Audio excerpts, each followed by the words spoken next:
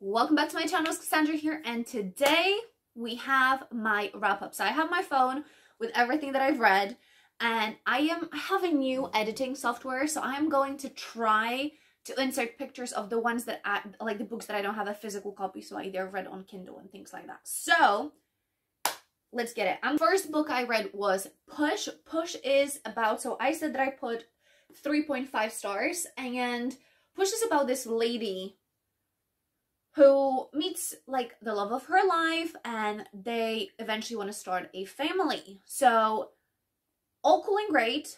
We have few perspectives seeing of was like how her mom was, how her grandma was, how her upbringing was, so things like that. And basically this is a creepy child kind of story. We have this mom who has a baby daughter. She previously was amazing with her husband, and now things are declining.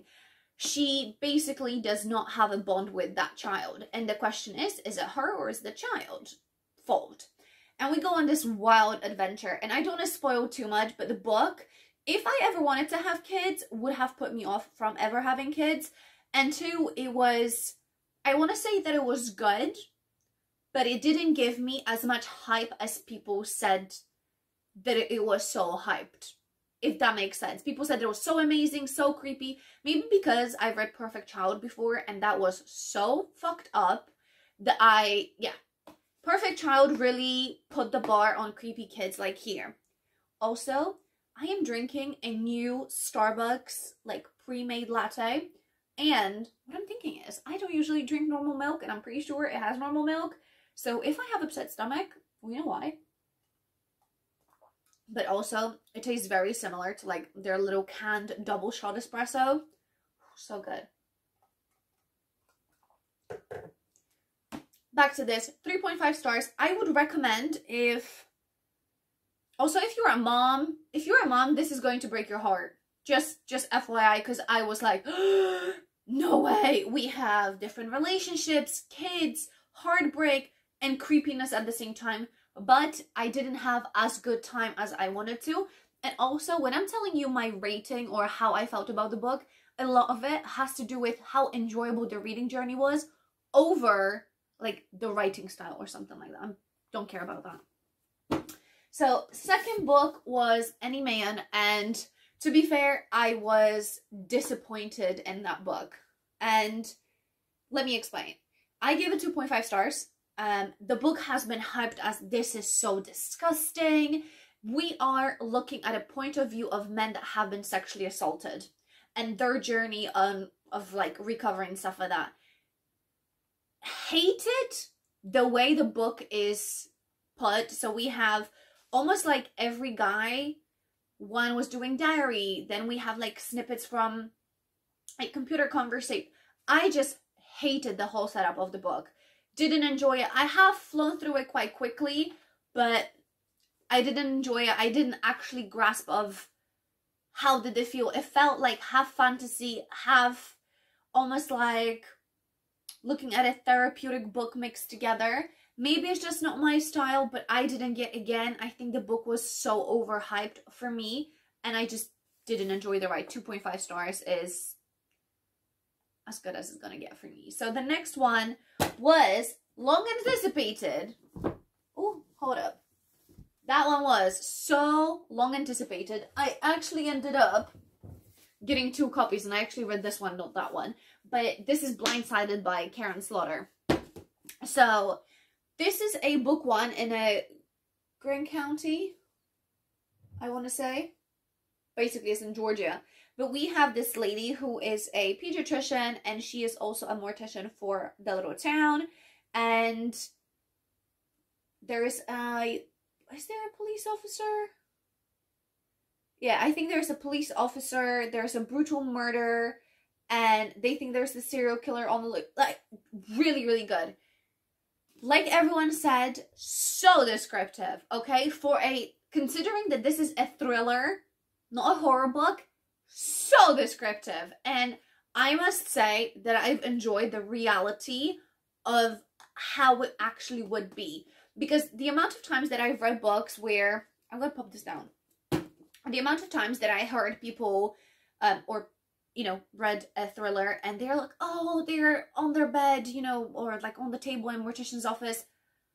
And it's just like, as if it's easy to look at when something happened, when the body has been decomposing for you know, it's been a decomposition process for a while. It's not a cute sight. It does not smell great.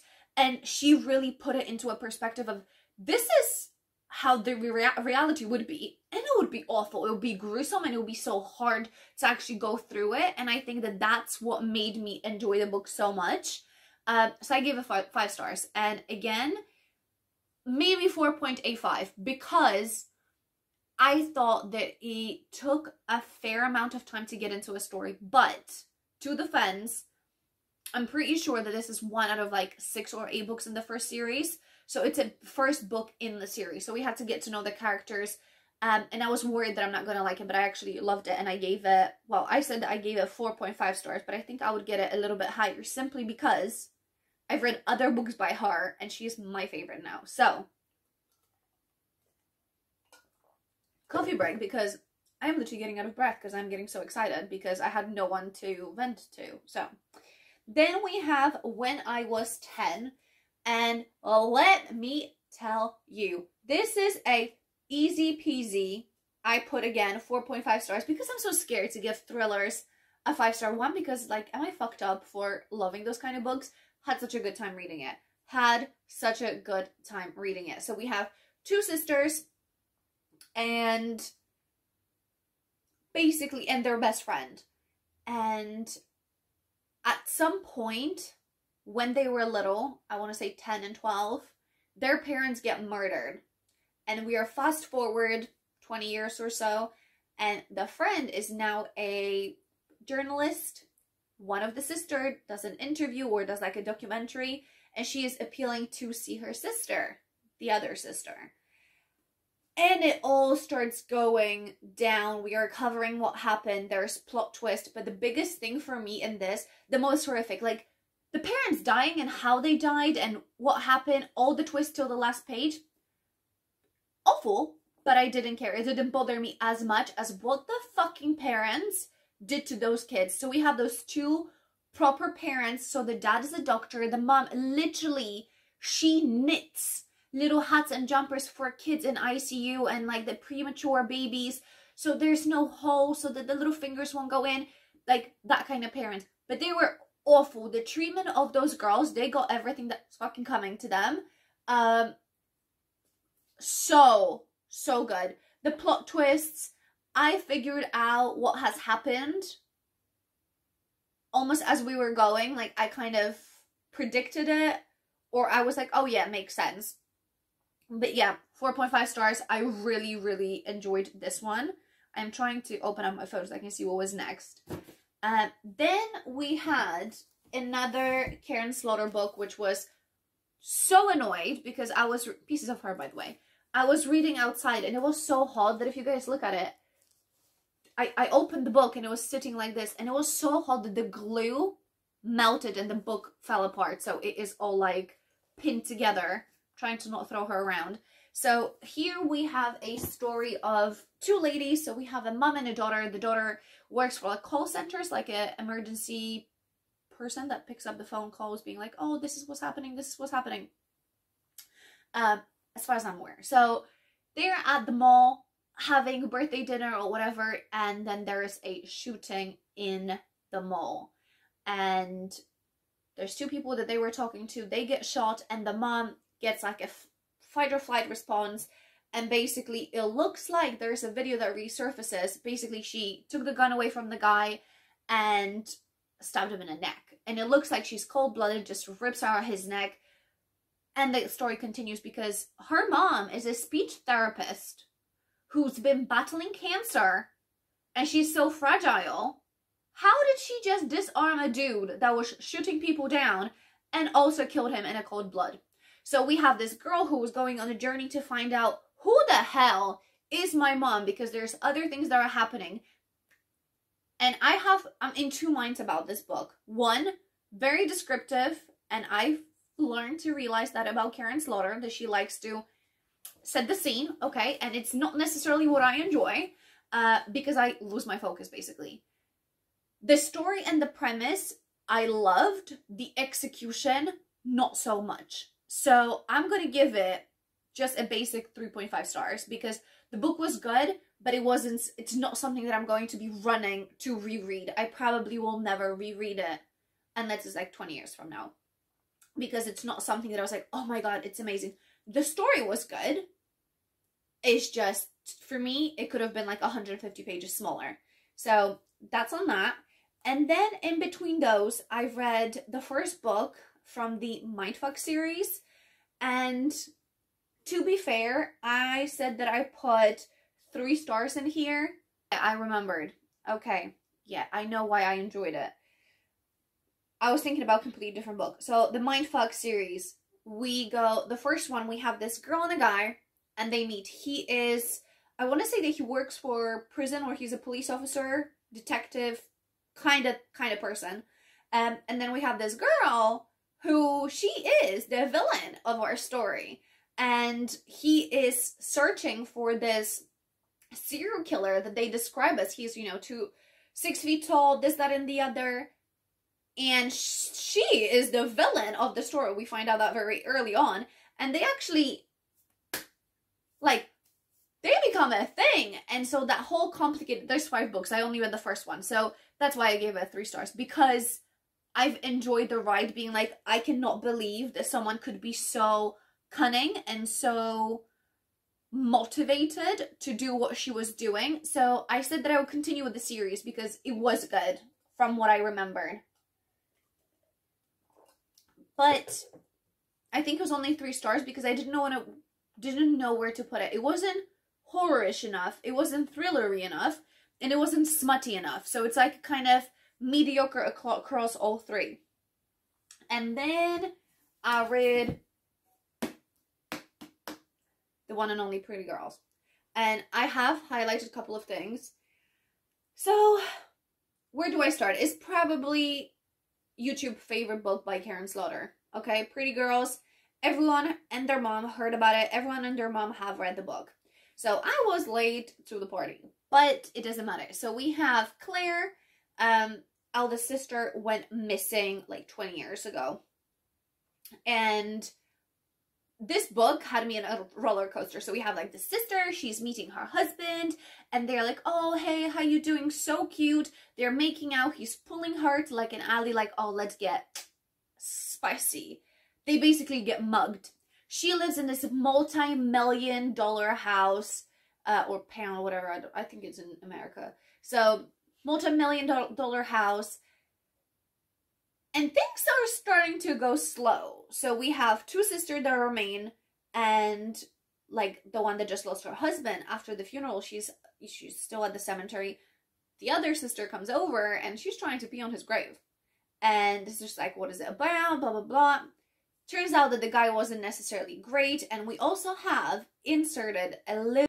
This is editing cast. So as I was going through the whole video and I got to the part about me talking about Pretty Girls, yeah, it cut off. So for some reason, I am missing about 3 minutes of footage. All I said was I enjoyed it. You know, it was 5-star for me, which is my first Karen Slaughter 5-star.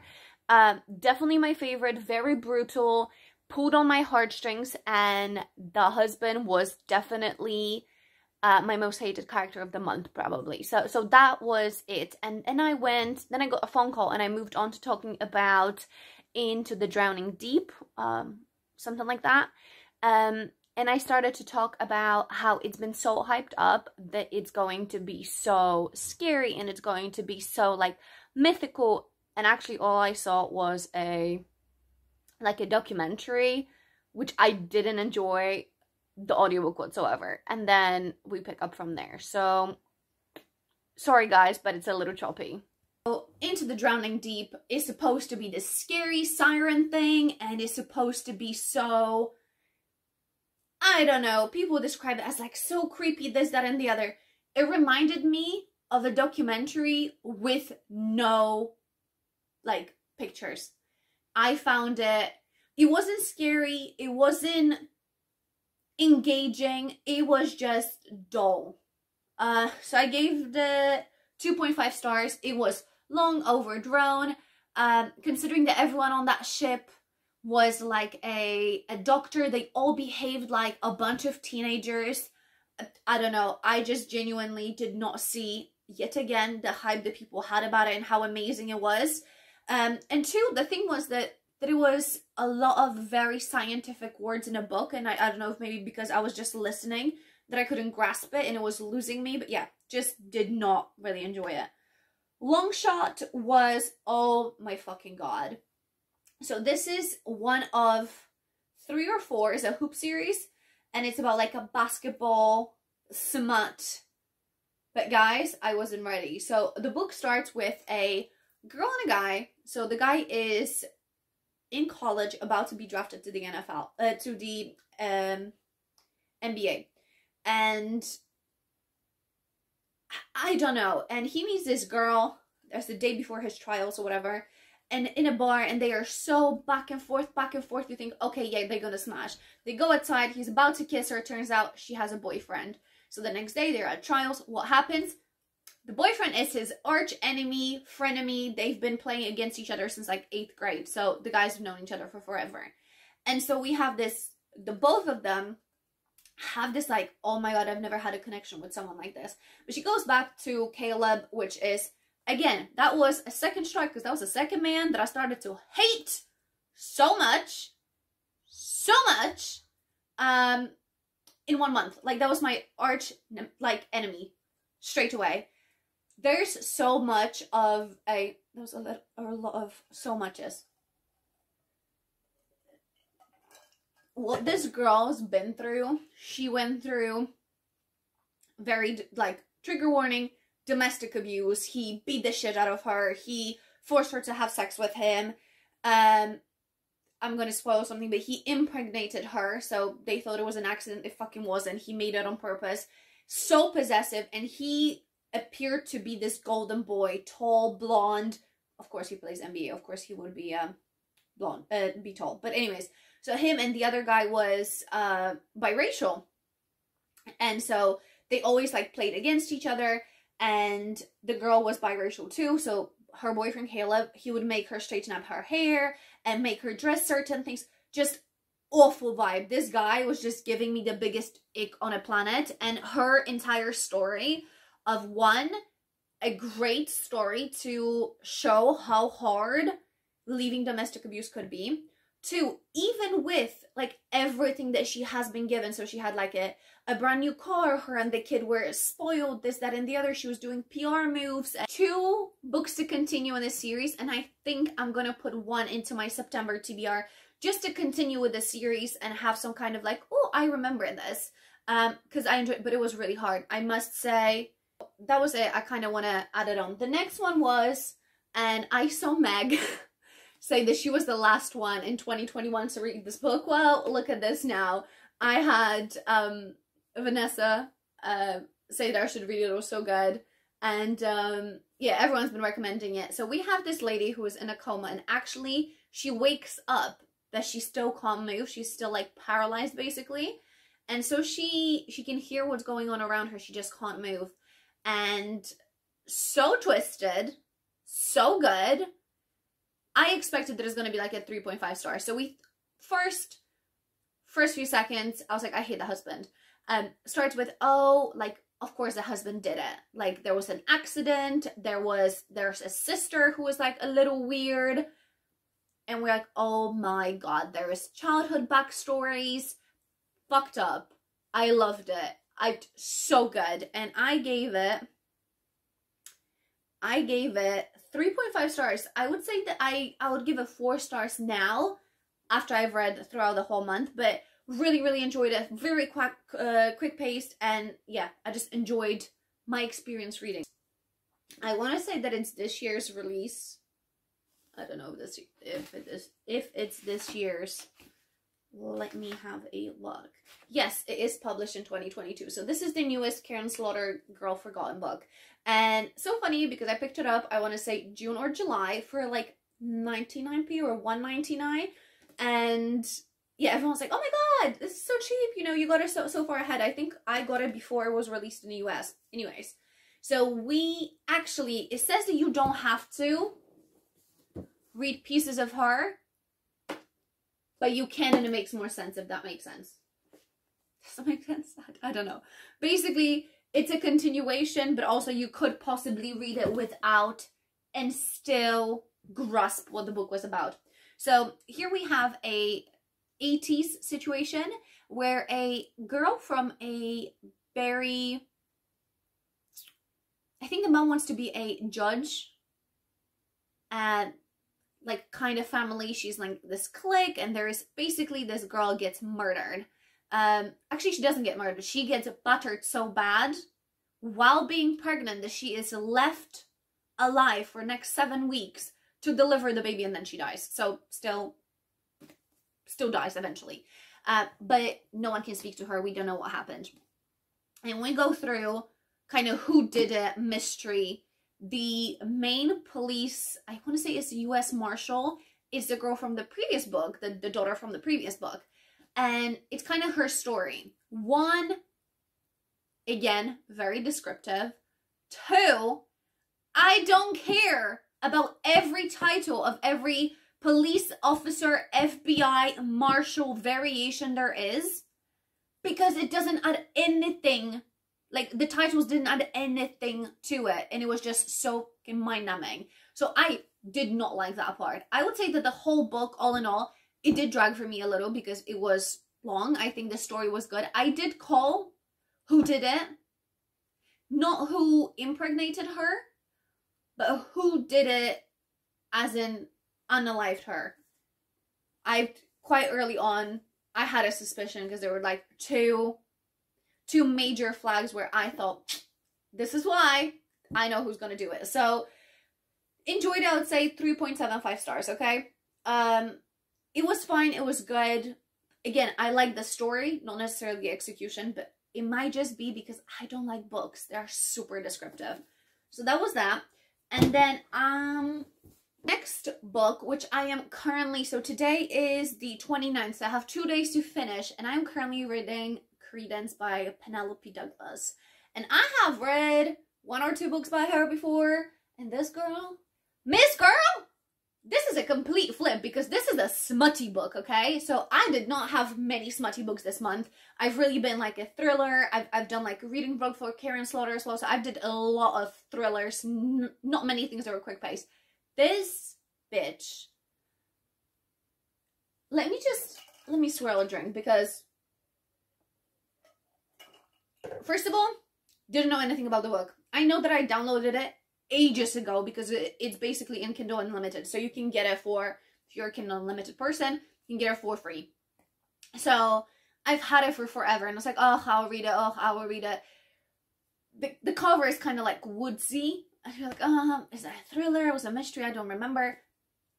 Girl, let me tell you.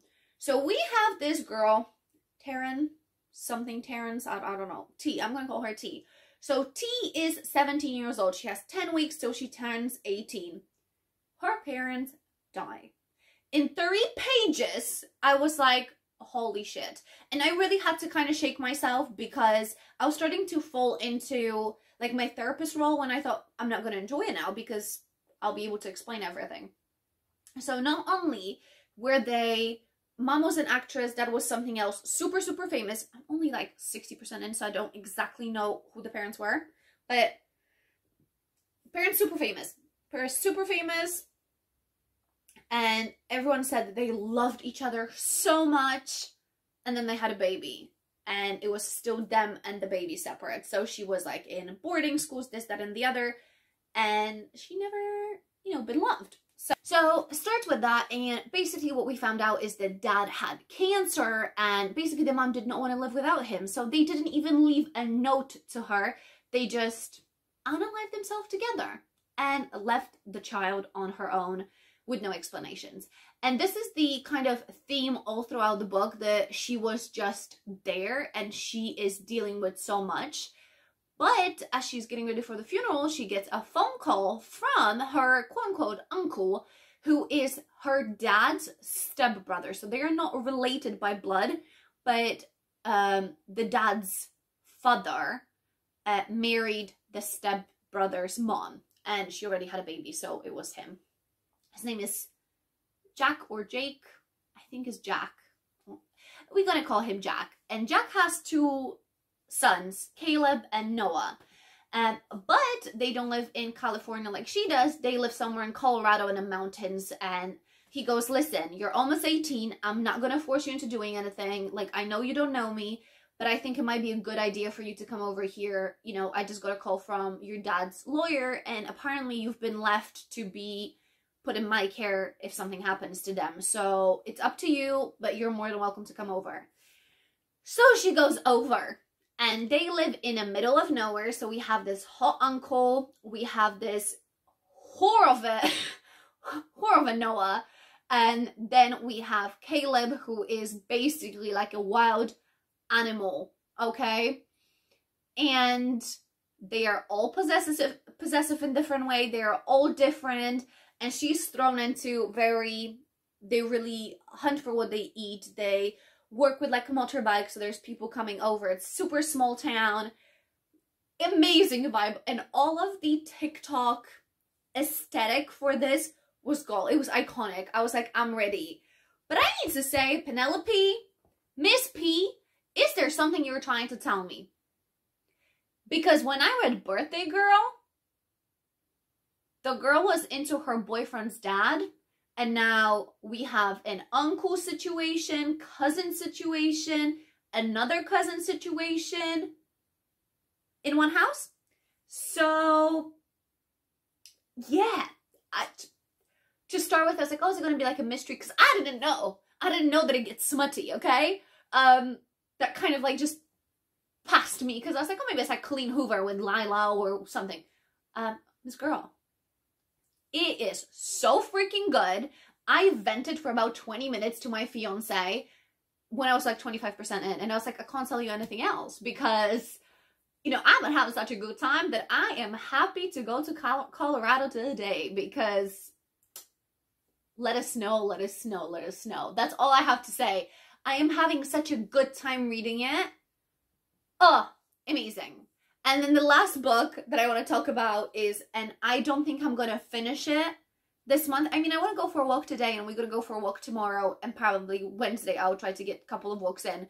So I might, but it's my TBR for next month, and is the How to Kill Your Family. And I'm actually listening to it because Audible had a sale 2 for 1, and I had a couple of credits. So I ended up getting 4 books, and that was one of them. And I was going to read it, and I'm so glad that I'm listening to it.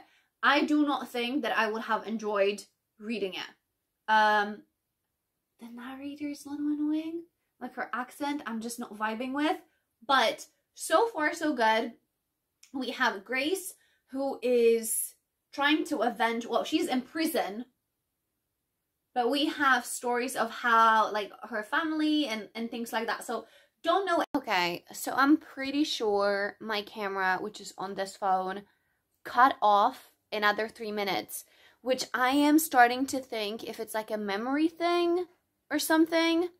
But basically, I was talking about how to kill your family, and yeah, it just cut off. So all I wanted to say that I am listening to it. I'm hoping to finish it, and if I don't, happens is gonna be for the next month. But with that being said, I wanted to know if there's a book that you guys would like me to read in my next week's reading vlog, because I would like to do a weekly reading vlog, so drop that down below. And if there's a book in the comments that you think I should read, then just like the comment. And with that being said, I hope you guys really enjoyed this, and until the next time, I will talk to you guys soon. Bye.